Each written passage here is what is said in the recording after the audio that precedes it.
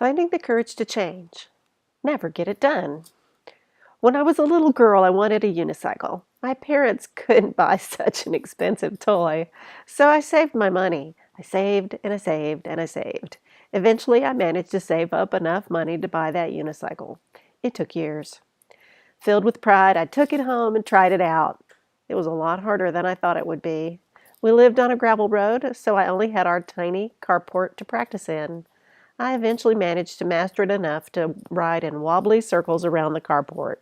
My family was amazed. Then I quit. How could something that I had wanted for so long be so dissatisfying? I could not figure it out. I had worked so hard for it. How come I didn't want to continue playing with it? Why didn't having the thing make me feel happy? So I continued to look for happiness in all the wrong places. Having things, nice things, seemed so important. Why was the feeling of happiness so fleeting? As soon as the shiny was off, I wanted something else. Finally, I realized something important. It is the pursuit of happiness that creates happiness. The joy is in the creating, the learning, and the growing. Source energy has created everything. Since I live in an expanding universe, creation continues.